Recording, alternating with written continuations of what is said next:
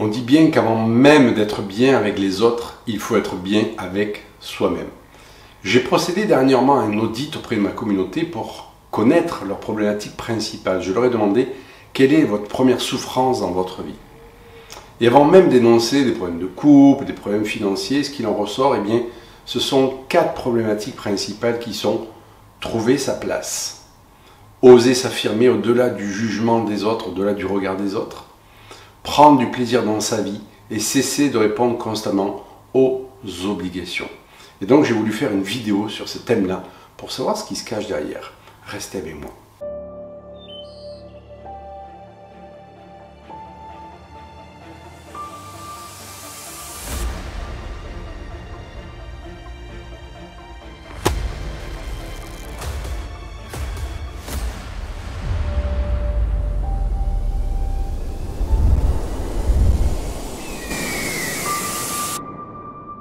Bonjour, je suis heureux de vous retrouver pour une nouvelle vidéo. Si vous n'êtes pas encore abonné à ma chaîne, mais n'attendez pas pour le faire et cliquez sur le pouce et sur la cloche pour pouvoir être informé des nouvelles vidéos. Comme je vous l'ai dit, les 4 souffrances premières qu'il en ressort auprès des personnes que j'ai pu donc auditionner, c'est trouver sa place, prendre du plaisir dans sa vie, cesser de répondre aux obligations et oser s'affirmer au-delà du regard des autres. Et ces 4 problématiques, en fait, nous parlent d'une racine. Une racine qui est que ces personnes-là ne font pas d'elles les personnes les plus importantes. Ils font toujours passer les autres avant elles. Si je suis très soucieux du regard des autres, mais quelque part, l'avis des autres va tellement compter qu'il passe avant, je dirais, le fait de pouvoir matérialiser mes désirs ou mes aspirations. Et quand on y réfléchit bien, eh bien, c'est avant tout être bien avec soi-même avant d'être bien avec les autres. C'est évident. Et c'est cette, quelque part, cette difficulté à comprendre que je ne peux pas, quelque part, donner de l'amour comme il faut aux autres si moi-même je ne m'en donne pas avant. Je prends toujours cette métaphore de l'arbre qui est, l'arbre ne peut pas donner ses plus beaux fruits s'il ne se nourrit pas avant, au niveau de la terre, au niveau de l'air, au niveau de l'eau. Et donc pour nous, c'est la même chose. Mais il y a quand même cette culture judéo-chrétienne derrière qui fait qu'on doit toujours penser aux autres avant, qui fait que si jamais je me donne de l'intérêt, je risque de me sentir supérieur aux autres et c'est pas bien parce qu'il faut être dans l'humilité et on confond beaucoup de choses. Le fait de se donner de l'importance et de comprendre qu'on doit s'accorder de l'importance et de l'amour à soi-même n'a rien à voir avec un manque d'humilité, mais alors absolument rien à voir. Et donc j'en parlais autrefois dans un live sur un de mes groupes en disant que eh bien, c'était nécessaire d'abord de se donner de l'intérêt à soi avant de se donner de l'intérêt aux autres. Et pour ça, eh bien, il faut sortir de cette pensée commune où on doit se sacrifier pour l'autre, où on doit rester dans la norme. Se porter de l'intérêt, aller vers ses rêves, créer la vie qui nous inspire, ça demande de sortir de la norme. Je ne connais personne qui ait réalisé ses rêves et qui soit resté dans cette notion de norme, du politiquement correct, du politiquement lisse, de il faut plaire à tout le monde. Quand je veux plaire à tout le monde, eh bien une personne que je vais négliger, c'est moi-même. Et beaucoup de personnes qui se sacrifient pour les autres, qui veulent plaire à tout le monde, qui ne portent pas assez d'intérêt à leur personne, sont toujours dans le fait de donner, de donner, de donner. J'en ai reçu énormément en consultation et ces personnes-là reviennent en disant « mais autour de moi, il y a beaucoup d'ingratitude ».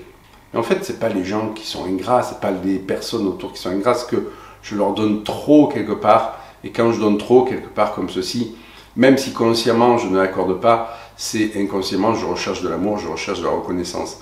Et je ne peux pas trouver cette reconnaissance ailleurs si moi-même je ne me la donne pas à moi. Et je ne peux pas demander aux autres, bien entendu, qu'ils me donnent cette reconnaissance. Et je vais baptiser ça ingratitude. La première chose à faire, c'est donc de cesser de regarder quelque part les autres, ce qu'ils font ou ce qu'ils ne font pas, et de revenir à soi en se disant, ok, si l'autre me renvoie ça, fameux effet miroir, eh bien, qu'est-ce que moi je pulse? Qu'est-ce qui part de moi, en fait?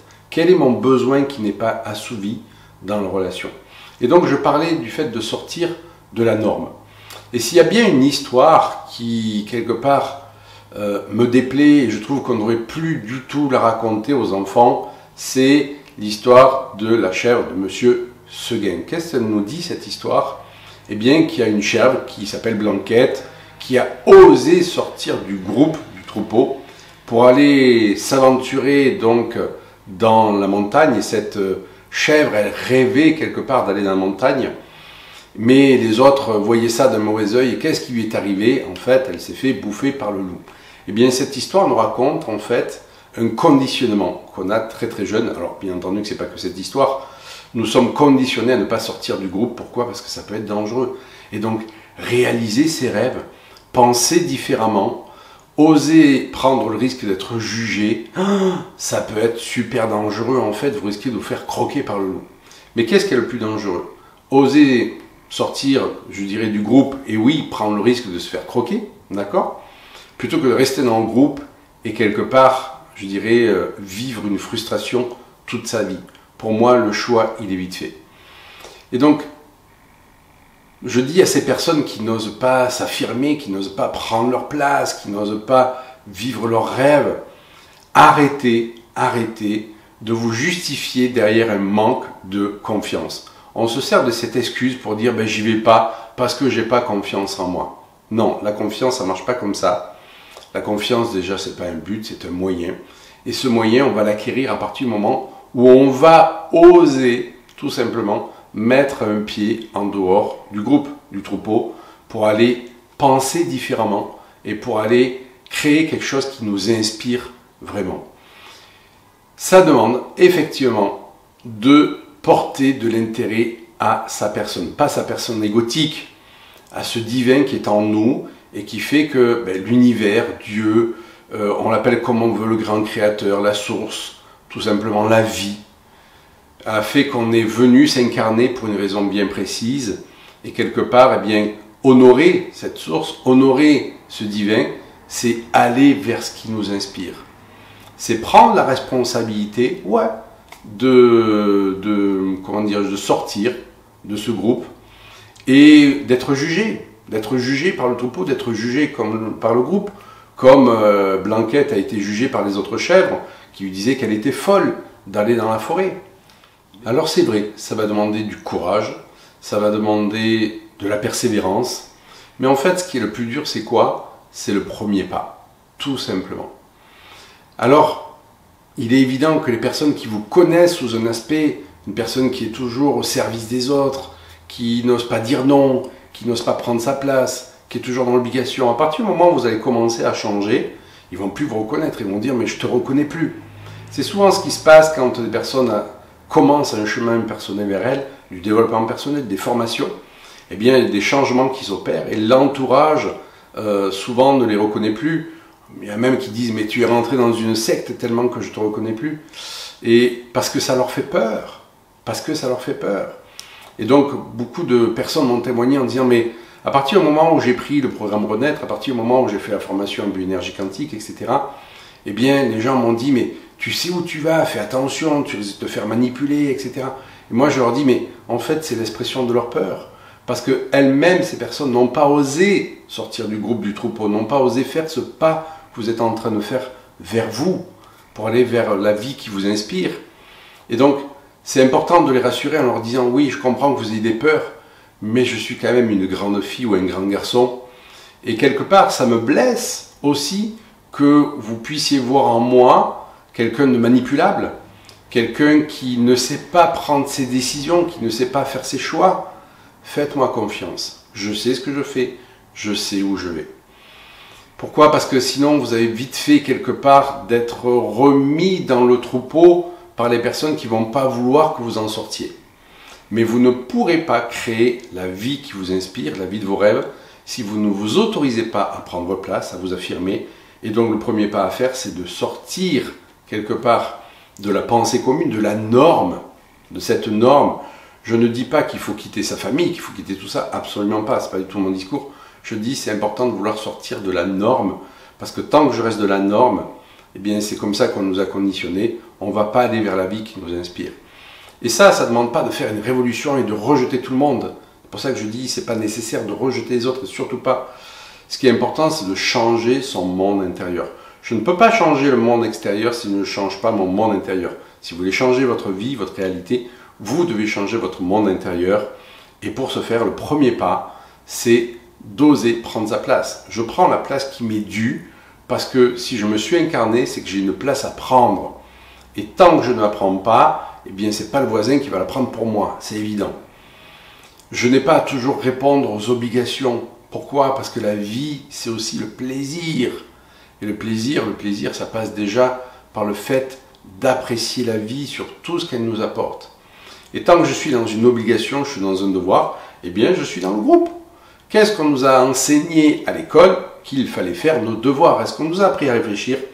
Est-ce qu'on nous a appris à revenir à nous sur nos sensations, à nous poser les bonnes questions? Non, on nous a enseigné qu'il fallait bien travailler à l'école, qu'il fallait faire ses devoirs, qu'il fallait pas parler en classe, etc., etc. C'est les conditionnements. Cette vidéo n'est pas pour rejeter tout le système, mais juste pour dire, on n'est pas obligé en tant qu'adulte de toujours répondre à ces obligations qu'on nous a posées en étant enfant et adolescent. Oui, mais que vont penser les autres? Que vous ne fassiez rien ou que vous fassiez quelque chose, il y aura toujours quelqu'un pour vous critiquer. Est-ce que vous pensez qu'une personne qui est bien dans sa vie, qui est heureuse, épanouie dans tous les domaines de sa vie, n'a pas autre chose à faire que d'aller critiquer les autres en fait? Posez-vous la question de savoir comment vivent, quel est l'état intérieur de ces personnes qui vous critiquent. Et là, vous allez tout comprendre. La critique fait partie du jeu. Elle est là pour vous montrer à quel point vous êtes motivé pour aller vers vos rêves. Et si la critique vous arrête, c'est que votre motivation n'est pas très forte.